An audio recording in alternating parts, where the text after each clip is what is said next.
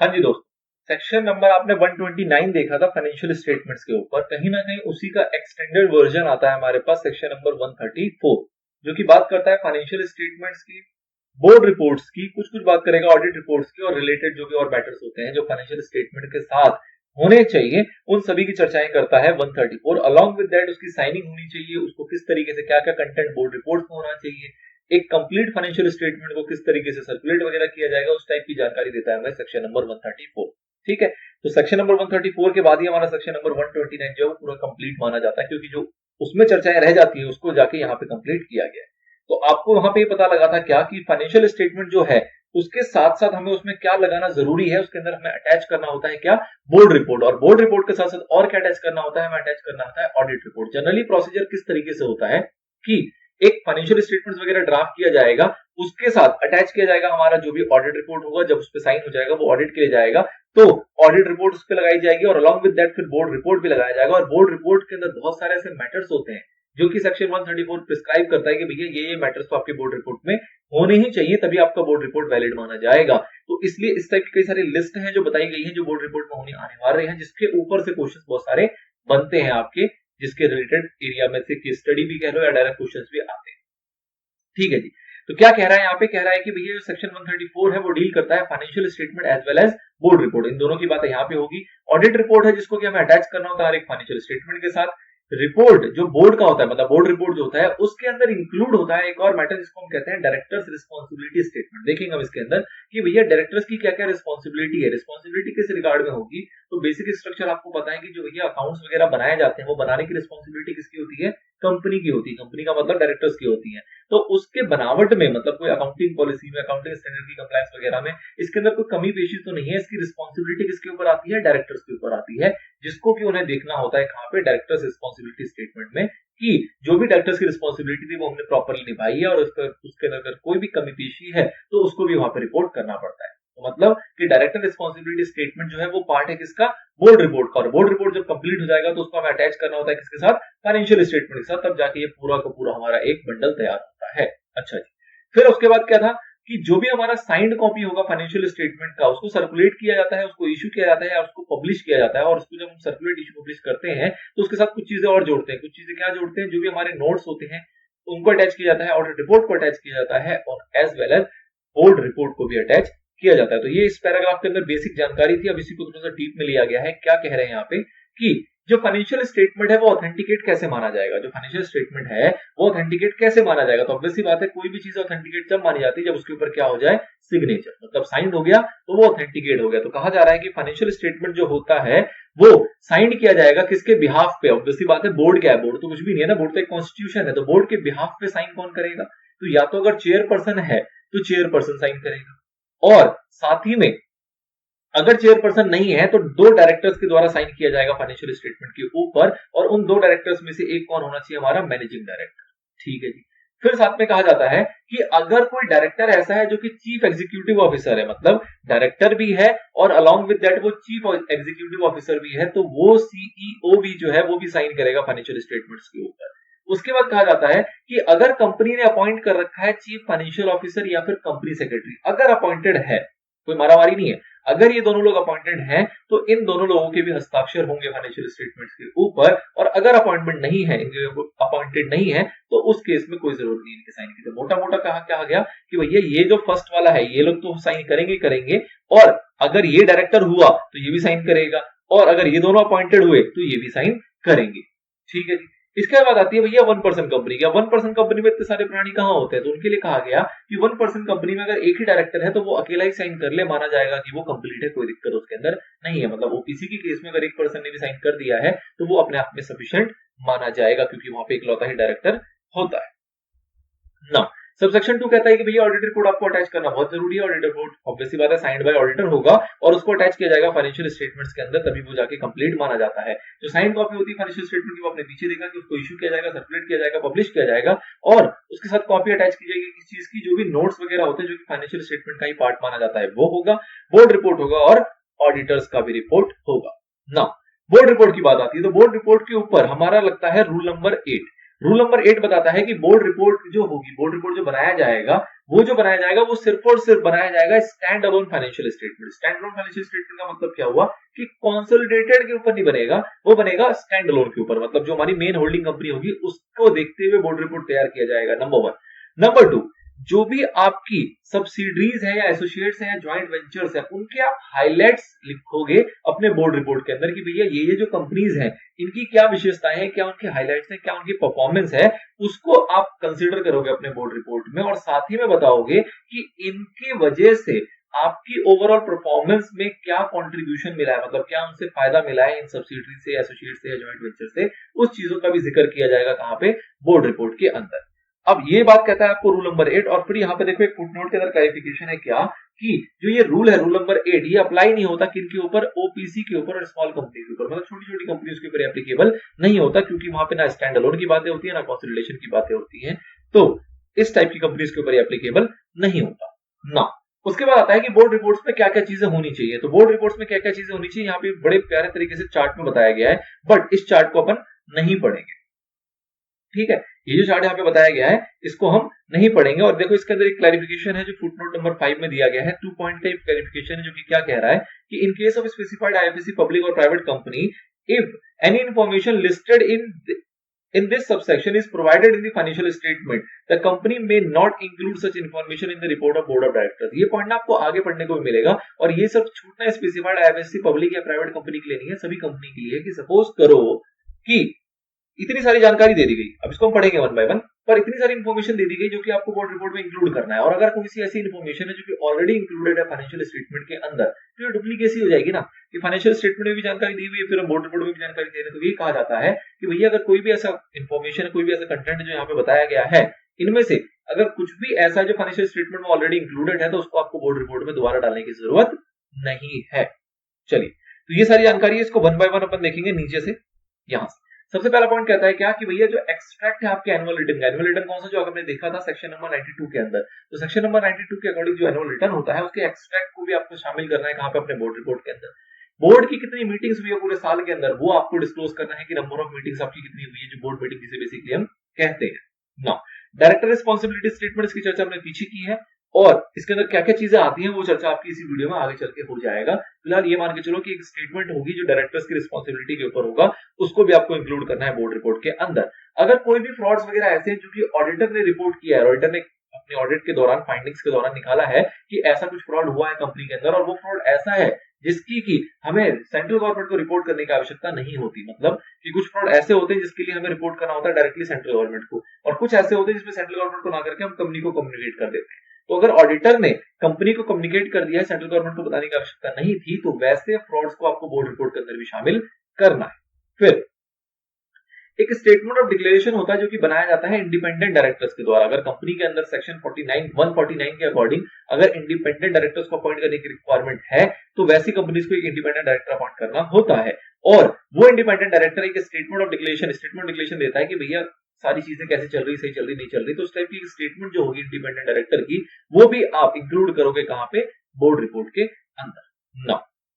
Company की policy क्या है, कंपनी की पॉलिसी क्या है किस रिगार्ड में, डायरेक्टर्स की अपॉइंटमेंट के रिगार्ड में और उसकी रेम्युनरेशन वगैरह के रिगार्ड में, उस पॉलिसीज का मतलब कि क्या बेसिस पे आप रेम्युनरेशन प्रोवाइड करते हो, क्या क्वालिफिकेशन वगैरह आप डायरेक्टर्स की रखते हो जिसके बेस पे आप अपॉइंट करते हो, क्या उनके अंदर पॉजिटिव एट्रीब्यूट्स वगैरह होते हैं, क्या मतलब उनकी अच्छाई है जिसके बेसिस पे आप उसको अपॉइंट करते हो और उसकी रेम्युनरेशन वगैरह डिसाइड करते हो, तो इसके लिए कोई तो पॉलिसी होगी ना कंपनी की, उस पॉलिसी को भी आपको रखना होता है कहां पे, अपने बोर्ड रिपोर्ट के अंदर। इसके लिए क्लैरिफिकेशन आएगा ई पॉइंट के लिए, वो अपन देखेंगे, क्योंकि ये पॉलिसी बहुत बड़ी हो सकती है, पता लगा हमने डाल दिया तो बोर्ड रिपोर्ट बहुत बड़ी हो जाएगी, तो इसके लिए क्लैरिफिकेशन नीचे आएगा कि अगर ये पॉलिसी आपने ऑलरेडी वेबसाइट पर अपने अगर प्लेस कर रखी है तो आपको बोर्ड रिपोर्ट में दोबारा डालने की जरूरत नहीं है। चलिए, क्लैरिफिकेशन नीचे देखेंगे। फिर बात आती है कि आपको एक्सप्लेनेशन देना होगा और कमेंट्स भी करना होगा किन सारी चीजों के ऊपर, अगर कोई भी क्वालिफिकेशन है, रिजर्वेशन है, एडवर्स रिमार्क है या फिर डिस्क्लेमर। आपने अगर ऑडिट की थोड़ी जानकारी तो आपने देखा होगा, जब ऑडिटर ऑडिट करता है तो वो क्वालिफिकेशन देता है या कुछ रिजर्वेशन दे सकता है या फिर कोई एडवर्स रिमार्क दे सकता है या फिर डिस्क्लेमर दे सकता है। ये सारी उसके पास पावर्स होती हैं कि ऑडिट के दौरान वो इन चीजों पर जो उनको फाइनेंशियल्स में दिक्कतें मिलेंगी उनके ऊपर वो इस तरीके से कोट कर सकता है। तो अगर ऐसा कुछ भी कोट किया गया है किसके द्वारा, ऑडिटर के द्वारा, जो कि हमारी फाइनेंशियल स्टेटमेंट का ऑडिट करता है, और कंपनी के केस में एक और ऑडिट होगा जिसको हम बोलते हैं सेक्रेटरीलियल ऑडिट। मतलब जो कि कंपनी सेक्रेटरी इन प्रैक्टिस के द्वारा किया जाता है कुछ ही कंपनीज के लिए जो वो क्राइटेरिया को मेट करते हैं। तो अगर आपकी कंपनी ऐसी है जिसके अंदर सेक्रेटरियल ऑडिट भी हुआ है, तो अगर उस ऑडिटर ने भी कोई क्वालिफिकेशंस वगैरह दी है, कोई एडवर्स रिमार्क दिया है, तो उसके ऊपर एक्सप्लेनेशन दो कि भैया उन्होंने क्या रिमार्क दिया और उसके लिए क्या जस्टिफिकेशन है बोर्ड के द्वारा। तो वो भी आप शामिल करोगे कहां पे? अपने बोर्ड रिपोर्ट के अंदर। आपको पर्टिकुलर्स देने होंगे कि भैया क्या लोन है, क्या गारंटीज है, क्या इन्वेस्टमेंट है एज पर सेक्शन नंबर 186, उसके अकॉर्डिंग कितना लोन्स वगैरह है, कितनी गारंटीज, कितनी इन्वेस्टमेंट्स वगैरह है कंपनी के अंदर, वो चीजों की जानकारी भी आपको देनी होती है बोर्ड रिपोर्ट के अंदर। उसके बाद रिलेटेड पार्टी ट्रांजैक्शन से रिलेटेड जो भी कॉन्ट्रैक्ट्स वगैरह हैं, जो भी पर्टिकुलर्स है, जो कि सेक्शन 188 में डील किया जाता है, उसकी जानकारी भी आपको शामिल करनी होती है कहां पे? अपने बोर्ड रिपोर्ट के अंदर। स्टेट करना होगा आपको, मतलब उसका स्टेटमेंट देना होगा कंपनीज के अफेयर्स के ऊपर कि कंपनी किस तरीके से परफॉर्म कर रही है, अच्छा चल रहा है, बुरा चल रहा है, क्या उसके हवाओं है, उन चीजों को भी आपको शामिल करना होता है बोर्ड रिपोर्ट के अंदर। अगर कंपनी ने कोई भी पैसा ट्रांसफर किया है किसी भी रिजर्व्स के अंदर, तो उसकी जानकारी भी आप दोगे कि ये रिजर्व बनाया गया है और उसके अंदर इतना पैसा ट्रांसफर किया गया है। अगर कंपनी ने कोई भी पैसा रिकमेंड किया है for the purpose of payment of dividend, तो उसकी जानकारी भी बोर्ड रिपोर्ट में दी जाती है कि कंपनी इस साल इतना डिविडेंड डिक्लेयर कर रही है, इतना रिकमेंड किया गया है, वगैरह वगैरह। तो वो बोर्ड रिपोर्ट में भी आप डालोगे। उसके बाद दो डेट्स होती है यहाँ पे काम की। दो डेट्स कौन सी है? एक डेट वो जब आपका साल खत्म होता है, मतलब फाइनेंशियल ईयर एंड वो 31 मार्च, और उसके बाद सपोज करो 2 या 3 महीने के बाद बोर्ड रिपोर्ट बनाई जा रही है, उसकी एक डेट है। इस 2 या 3 महीने के बीच में अगर कोई भी ऐसा चेंज आया है जो कि इंपॉर्टेंट है, मटेरियल है, मतलब मटेरियल चेंजेस या कोई भी ऐसी कमिटमेंट्स वगैरह है जो कि 31 मार्च में नहीं थी पर बोर्ड रिपोर्ट बनाते वक्त आ गई है, आपको वो चीज पता लग गई है, तो उस टाइप की अहम बातों का जिक्र भी आप कहां करोगे? अपने बोर्ड रिपोर्ट में करके चलोगे। ये भी सिंपल सी चीज है कि कोई भी ऐसी चीज जो 31 मार्च की डेट में नहीं थी, जिस स्टेट का बैलेंस स्टेटमेंट है, लेकिन उससे रिलेटेड कोई भी घटना, कोई भी ऐसा कार्यक्रम जो आपको पता लग गया है, कब तक? जब तक आप बोर्ड रिपोर्ट बना रहे थे तब तक में, तो उन मैटर्स को भी आप इंक्लूड करोगे अपने बोर्ड रिपोर्ट के अंदर की ऐसी ऐसी संभावनाएं हैं, कोई आपका बड़ा लॉस हो गया है, कोई बड़ा फायदा हो गया, कुछ भी ऐसी चीजें हो, तो उन चीजों को भी आप यहाँ पे इंक्लूड करो। फिर कंपनी किस तरीके से काम करती है कंजर्वेशन के रिगार्डिंग, मतलब एनर्जी कंजर्वेशन या टेक्नोलॉजी एब्जॉर्प्शन, इसके रिगार्डिंग में कंपनी का क्या परफॉर्मेंस है, उसकी रिपोर्टिंग में जाती है। अलॉन्ग विद दैट कि फॉरेन एक्सचेंज अर्निंग कंपनी की कितनी है, फॉरेन एक्सचेंज आउटगो कंपनी का कितना है, वो चीजों को भी रिपोर्ट करना होता है आपको अपने बोर्ड रिपोर्ट के अंदर। फिर बात आती है रिस्क मैनेजमेंट पॉलिसी। कंपनी ने क्या रिस्क मैनेजमेंट पॉलिसी बना रखा है, और अगर बना रखा है तो क्या उसका प्रॉपर इंप्लीमेंटेशन किया जा रहा है? क्या कंपनी को कोई ऐसा रिस्क है, क्या बोर्ड को ऐसा लगता है कि अभी के दौरान, मतलब कंपनी की एग्जिस्टेंस को लेके, कंपनी को कोई ऐसा रिस्क है जिसके वजह से हो सकता है कि अगले 2-4 साल 5 साल में कंपनी बंद हो जाएगी, खत्म हो जाएगी, लॉस में चली जाएगी, वगैरह वगैरह, कोई भी ऐसा रिस्क है तो उसके बारे में भी चर्चा करनी होती है आपको बोर्ड रिपोर्ट में, और आपको साथ में ये भी बताना होता है कि आपने उसके लिए क्या पॉलिसीज वगैरह बनाई है, किस तरीके से आप मैनेज कर रहे हो उस रिस्क को। ठीक है जी, तो इसकी जानकारी भी आप रखते हैं अपने बोर्ड में। उसके बाद बात आती है कॉर्पोरेट सोशल रिस्पॉन्सिबिलिटी, जो कि हमारा अगला सेक्शन आने वाला है, सेक्शन नंबर 135। तो उसके अंदर रिक्वायरमेंट होती है कुछ एक एक्टिविटीज वगैरह, कुछ एक प्रोजेक्ट प्रोग्राम्स वगैरह की, तो उसके रिगार्ड में कंपनी ने क्या इनिशिएटिव वगैरह लिया है, उसका भी ब्यौरा आपको देना होगा अपने बोर्ड रिपोर्ट के अंदर। फिर बात करते हैं कि अगर लिस्टेड कंपनी है तो, या फिर अगर कोई भी ऐसी कंपनी जो कि पब्लिक कंपनी है जिसका की पेड अप शेयर कैपिटल जो है वो 25 करोड़ रुपीस या उससे ज्यादा है, मतलब कि कोई भी लिस्टेड कंपनी या फिर कोई भी पब्लिक कंपनी जिसका पेड अप शेयर कैपिटल जो है वो 25 करोड़ रुपीस या फिर उससे ज्यादा है, तो उनको एक स्टेटमेंट और ऐड करना होता है जो कि बात करता है परफॉर्मेंस के बारे में, कि ओवरऑल आपको एक इवैल्यूएशन करके बताना है कि भैया जो बोर्ड है उसकी परफॉर्मेंस कैसी है, जो हमारी कमिटीज वगैरह है, बोर्ड कमिटीज है, उसकी परफॉर्मेंस कैसी है, जो इंडिविजुअल डायरेक्टर्स है हमारे, उनकी परफॉर्मेंस कैसी रही पूरे साल में, उसकी एक इवैल्यूएशन करते हुए एक स्टेटमेंट ड्राफ्ट किया जाएगा, और उस स्टेटमेंट को भी आप ऐड करोगे कहां पे? अपने बोर्ड रिपोर्ट के अंदर। ये सब ये सिर्फ और सिर्फ किसके लिए है? लिस्टेड कंपनी या फिर कोई ऐसी कंपनी जिनका पेड अप शेयर कैपिटल जो है वो 25 करोड़ रुपीस या फिर उससे ज्यादा है ना। एग्जामिशन आया टू गवर्नमेंट कंपनी। एग्जामिशन क्या आया कि भैया अगर गवर्नमेंट कंपनी की बात करें तो जो हमने अभी पॉइंट देखा इस स्टेटमेंट के रिगार्डिंग जो कि इवैल्यूएशन करता है डायरेक्टर्स का, तो आपको पता होगा गवर्नमेंट कंपनीज में कई सारे ऐसे डायरेक्टर्स होते हैं जो कि बनाए जाते हैं गवर्नमेंट की मिनिस्ट्री से ही, कुछ मिनिस्टर्स वगैरह होते हैं जिनको एज अपॉइंट किया जाता है एज अ डायरेक्टर उस गवर्नमेंट कंपनी के अंदर। तो ऐसी सिचुएशन के अंदर ऑब्वियस सी बात है उनके लिए स्टेटमेंट वगैरह ड्राफ्ट करना थोड़ी सी गलत सी बात हो जाती है, तो इसलिए उनको एग्जम्पशन दे दी गई कि भैया उनको, मतलब गवर्नमेंट कंपनीज को, ये जो क्लॉज पी था इसको फॉलो करने की कोई रिक्वायरमेंट नहीं आती। फिर बात करता है कि कुछ और मैटर्स भी हैं जो कि प्रिस्क्राइब किए गए, जो कि अभी हम आगे देखेंगे, वो भी आपको इंक्लूड करना होता है बोर्ड रिपोर्ट के अंदर। मतलब इतनी बातें तो आई गई, अलॉन्ग विद दैट कुछ मैटर्स ऐसे भी हैं जो कि अलग से प्रिस्क्राइब किया गया, जिसको भी आपको इंक्लूड करना है अपने बोर्ड रिपोर्ट के अंदर ना। फिर कहा गया क्या कि provided that where disclosure effort, जैसे कि अभी मैंने पीछे बात की थी कि अगर कोई डिस्क्लोजर वगैरह ऐसा है जो कि आपने ऑलरेडी, मतलब इस सेक्शन में वो डिस्क्लोजर के बारे में कह रहा है और वो डिस्क्लोजर आपने ऑलरेडी दे रखा है फाइनेंशियल स्टेटमेंट्स के अंदर, तो उसको आपको दोबारा बोर्ड रिपोर्ट में रिपीट करने की आवश्यकता नहीं है। ठीक है जी। फिर एक आपने ई पॉइंट देखा था, जो मैंने आपको जब ई पॉइंट आया था तो मैंने आपको उसके ऊपर हिंट दिया था क्या कि ई पॉइंट था जो कि बात कर रहा था किस चीज के ऊपर, डायरेक्टर्स की अपॉइंटमेंट की पॉलिसी या फिर उसके रेम्युनरेशन की क्या पॉलिसी है। एक आपने अभी ओ पॉइंट देखा, आपने जस्ट अभी एक ओ पॉइंट देखा कॉर्पोरेट सोशल रिगार्ड इनिशिएटिव के रिगार्डिंग में, तो कॉर्पोरेट सोशल रिस्पांसिबिलिटी की इनिशिएटिव वगैरह के रिगार्डिंग में, या फिर जो ऑडिटर्स, जो हमारे डायरेक्टर्स की अपॉइंटमेंट होती है या फिर जिसकी रेम्युनरेशन की रिगार्डिंग में पॉलिसीज हैं, इन पॉलिसीज के ऊपर अगर कोई भी सूचना ऐसी है जो कि कंपनी ने ऑलरेडी अवेलेबल करा रखा है अपनी वेबसाइट के अंदर, तो माना जाएगा कि वो अपने आप में सफिशिएंट है और उसको उनको दोबारा से बोर्ड रिपोर्ट में डालने की आवश्यकता नहीं है। ठीक है जी। तो ये इनको एक तरीके से छूट दे दी गई कि भैया ये तो दो मुद्दे हैं, ये ऐसे हैं जो कि जनरली स्टैटिक फॉर्म में रहते हैं, तो अगर आपने इसको एक बार ही मेंशन कर दिया अपनी वेबसाइट के ऊपर और जो भी इसके अंदर चेंजेस होते हैं वो आप कभी होते हैं तो करते रहते हो वेबसाइट के ऊपर, तो आपको अलग से बोर्ड रिपोर्ट में इसको इंक्लूड करने की आवश्यकता नहीं है, माना जाएगा कि कंप्लायंस तब भी हो रही है। चलिए, अब यहाँ पे देखा था अदर मैटर्स एज में भी प्रिस्क्राइब, तो उस अदर मैटर्स को एक बार देखेंगे तो रूल 8 बताता है कि कुछ और भी ऐसी चीजें हैं जो कि आपको बोर्ड रिपोर्ट में शामिल करनी होती है। क्या ऐसी चीजें हैं? तो कहता है कि फाइनेंशियल समरी क्या है, मतलब जो पूरे साल की आपकी फाइनेंशियल्स है मोटा मोटा कि क्या टर्नओवर है, क्या प्रॉफिट है, क्या एसेट्स है, क्या लायबिलिटीज है वगैरह वगैरह, उस चीज की एक समरी के रूप में भी आप चीजों का जिक्र करोगे, उसके हाईलाइट्स वगैरह लोगे अपने बोर्ड रिपोर्ट के अंदर। उसके बाद अगर बिजनेस का जो नेचर है उसके अंदर कोई चेंज आया है, जो बिजनेस का हमारा नेचर है, जिस फील्ड में हम काम करते थे उसके अंदर अगर कोई चेंजेस वगैरह आए हैं तो उसको भी आप इंक्लूड करोगे अपने बोर्ड रिपोर्ट के अंदर। अगर कोई भी आपका डायरेक्टर या कीएमपी की मैनेजरियल पर्सोनल जो है उसको अपॉइंट किया गया उसी साल के दौरान और उसी साल अगर उसने रिजाइन कर दिया है तो उसकी जानकारी भी आप इसके अंदर लोगे, मतलब कोई भी डायरेक्टर्स वगैरह जिनको अपॉइंट किया गया हो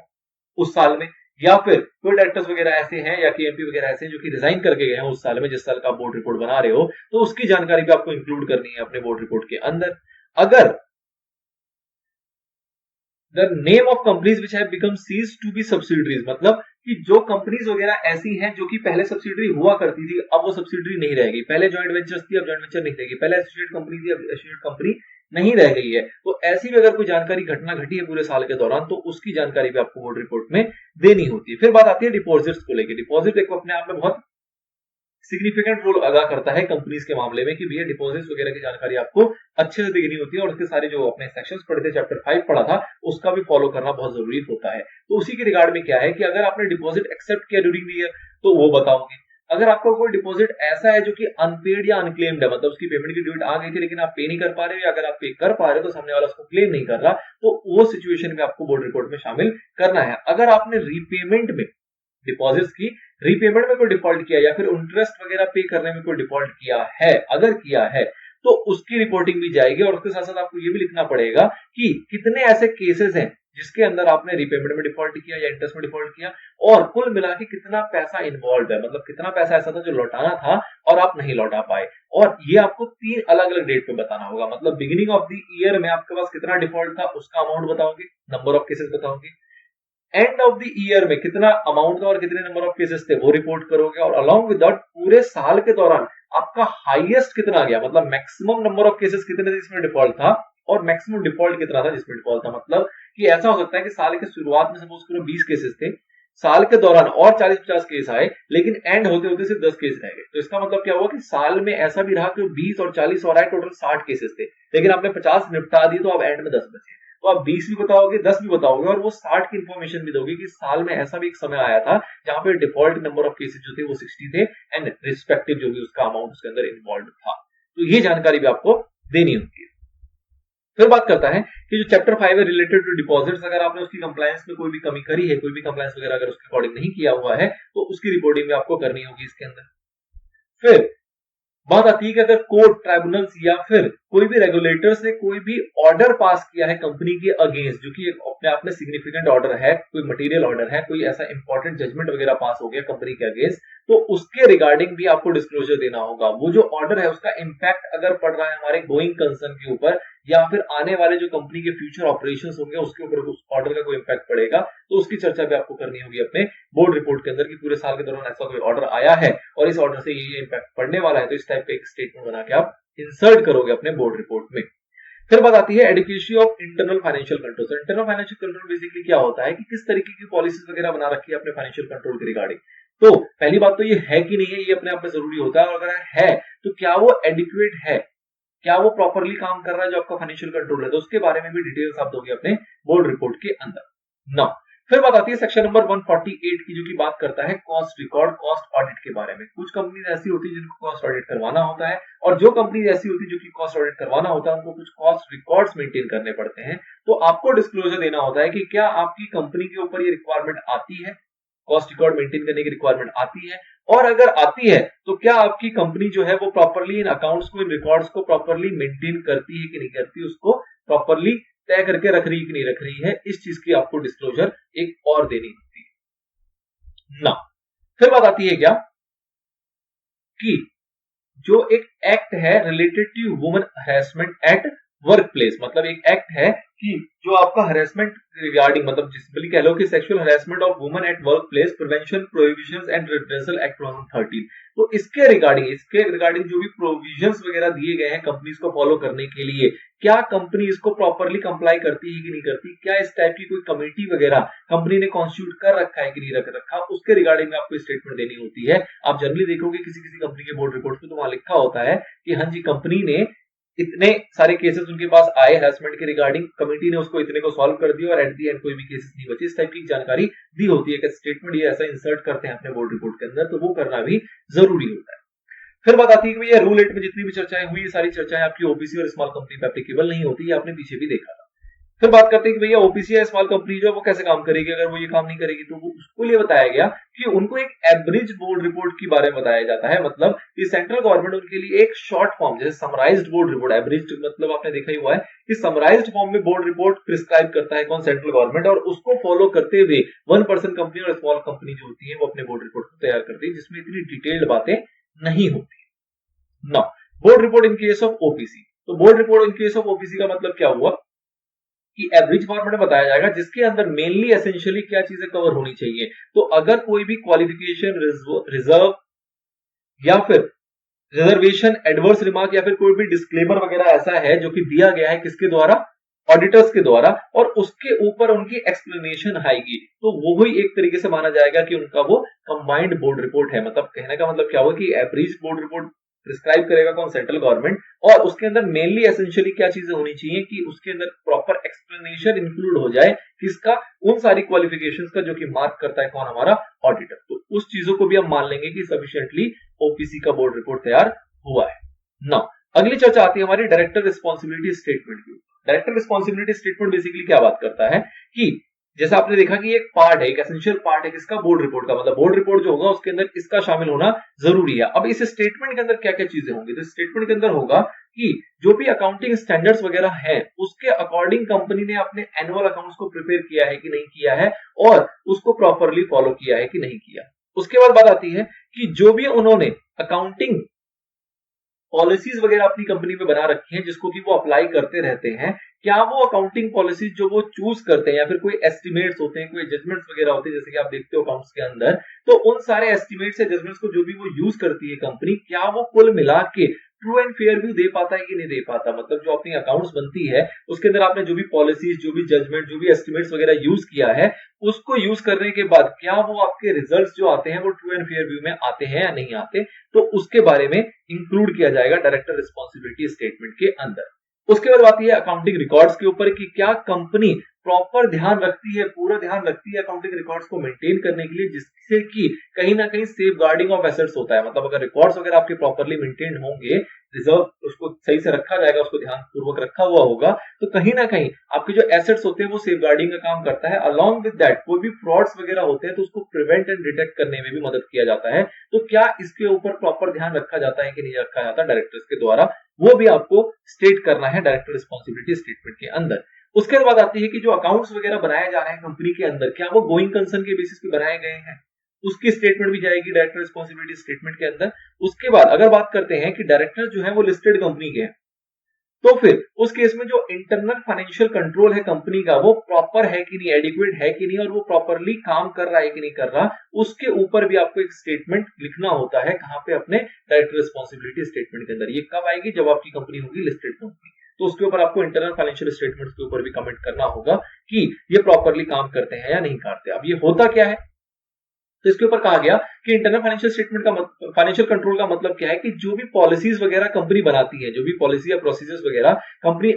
अडॉप्ट करती है, प्रिपेयर करती है, अडॉप्ट करती है, जिससे कि ये इंश्योर हो पाता है कि जो बिजनेस है वो प्रॉपरली काम कर रहा है, एफिशिएंटली बिजनेस हमारा काम कर रहा है, जिसके अंदर इंक्लूड होता है क्या क्या कि जो कंपनीज की पॉलिसीज वगैरह है उसको कोई वायलेट नहीं कर रहा, प्रॉपरली उसको फॉलो कर रहा है, नंबर 1। उसके बाद जो एसेट्स की सेफगार्डिंग है वो भी प्रॉपरली हो पा रही है, उसमें भी कोई दिक्कत नहीं है। अगर कोई फ्रॉड्स वगैरह होते हैं तो वो टाइमली हम प्रिवेंट या डिटेक्ट कर पाते हैं, उसमें भी कोई दिक्कत नहीं है। कोई एरर्स वगैरह होता है तो उसको भी हम ठीक ठाक समय पे जान लेते हैं और उसको करेक्ट कर लेते हैं। उसके बाद जो अकाउंटिंग रिकॉर्ड्स वगैरह हैं वो प्रॉपरली हमारे कंप्लीट तरीके से मेंटेन किए जाते हैं, उसके अंदर कोई भी वॉयलेशंस वगैरह नहीं है। और जो भी हमें रिलायबल फाइनेंशियल इंफॉर्मेशन प्रोवाइड करनी होती है वो भी हम टाइमली प्रिपेयर करके प्रोवाइड कर पाते हैं। तो अगर ये सारी चीजें, जो ओवरऑल बिजनेस का स्ट्रक्चर है वो प्रॉपरली सही से काम कर रहा है, तो हम कहते हैं कि हमारा जो इंटरनल फाइनेंशियल कंट्रोल है वो प्रॉपरली, इफेक्टिवली, एडिक्वेटली काम कर रहा है। और अगर इसमें कोई दिक्कत आ रही है तो मतलब आपका इंटरनल फाइनेंशियल कंट्रोल जो है वो वीक है, उसके अंदर कोई ना कोई दिक्कत है। उसके बाद डायरेक्टर्स ये भी बताएंगे कि भैया उन्होंने प्रॉपर एक सिस्टम बना रखा है जिससे कि जो भी उनके पास लॉ उस कंपनी पे एप्लीकेबल होते हैं उन सभी का वो कंप्लायंस कर पाते हैं सही तरीके से, कोई भी उसके अंदर वायलेशंस वगैरह नहीं होती है। इसके लिए उन्होंने एक तरीके से सिस्टम, एक डिवाइस किया हुआ है कंपनी के अंदर, जिससे कि अगर कोई वायलेशंस होती भी है तो वो उनको इजीली पता लग जाती है और उसको वो करेक्ट कर पाते हैं टाइमली। तो इसको भी इंश्योर करेंगे वो अपने डायरेक्टर रिस्पॉन्सिबिलिटी स्टेटमेंट के अंदर। तो कहीं ना कहीं 6 मुद्दे हैं जिसकी चर्चा करनी होती है डायरेक्टर रिस्पॉन्सिबिलिटी स्टेटमेंट के अंदर। फिर बात आती है साइनिंग ऑफ बोर्ड रिपोर्ट, मतलब कि बोर्ड रिपोर्ट जो होगा ऑब्वियसली साइंड होगा। साइन किसके द्वारा किया जाएगा? तो सीधी सी बात होती है, अगर बोर्ड का कोई चेयरमैन बनाया गया, ऑथराइज किया गया, तो ऑब्वियसली वो चेयरमैन साइन करेगा। अगर चेयरमैन नहीं है तो उस केस में क्या होंगे? 2 डायरेक्टर साइन करेंगे, जिसमें से कि एक डायरेक्टर कौन होना चाहिए? हमारा मैनेजिंग डायरेक्टर। और अगर ऐसी सिचुएशन है लाइक ओपीसी, तो वहां पे एक ही डायरेक्टर होता है, तो वो एक डायरेक्टर ही साइन करेगा और माना जाएगा कि हमारा बोर्ड रिपोर्ट ऑथेंटिकेटेड है, साइंड है। बात आती है अब कॉन्ट्रावेंशन के ऊपर। कॉन्ट्रावेंशन में सबसे पहला पॉइंट आया कंपनी। अगर कंपनी की बात करें तो उसके ऊपर अगर वो कोई भी कॉन्ट्रावेंशन करता है इस सेक्शन के अंदर, तो मिनिमम जो पेनल्टी लगेगी, मतलब फाइन लगेगा, वो होगा 50,000 और मैक्सिमम जाएगा कितना? 25 लाख तक। ऑफिसर की बात करें, ऑफिसर इन डिफॉल्ट, तो उसको इंप्रिजनमेंट होगी जो कि एक्सटेंड की जा सकती है maximum 3 years. Along with that उसको फाइन लगाया जा सकता है 50,000 रुपए का मिनिमम और मैक्सिमम जाएगा 5 लाख रुपए तक। और बोथ का भी प्रोविजन है, मतलब कि इंप्रिजनमेंट भी होगी और एज वेल एज जो पेनल्टी है वो भी लगाई जाएगी। तो ये आ गया पेनल्टी के रिगार्ड में। नाउ एक एग्जांपल है आपके पास। एग्जांपल क्या बात कर रहा है? कह रहा है ABC companies are one person company and has only one director who shall authenticate the balance sheet and statement of profit loss and the board report. कह रहा ओपीसी है, एक ही डायरेक्टर है, उसने ऑथेंटिकेट कर दिया, तो क्या कोई दिक्कत करी? कोई दिक्कत नहीं करी भैया। कहा ही गया है कि ओपीसी के केस में तो एक डायरेक्टर है, वो सफिशिएंट है उसको साइन करने के लिए, और जो वो साइन करेगा वो माना जाएगा कि उसके अंदर कोई भी कमी पेशी नहीं है, वो अपने आप में इन ऑर्डर है। ठीक है जी, चलिए। तो ये सारी बात थी हमारी इन रिलेटेड टू सेक्शन नंबर 134, जो कि मोटा मोटा एरिया कवर करता है बोर्ड रिपोर्ट का। थोड़ी सी बात करेंगे फाइनेंशियल स्टेटमेंट, क्योंकि फाइनेंशियल स्टेटमेंट ऑलरेडी कवर था हमारे सेक्शन नंबर 129 के अंदर। चलिए नेक्स्ट पार्ट में मिलेंगे आपसे सीएसआर को लेते हुए, विच इज सेक्शन नंबर 135।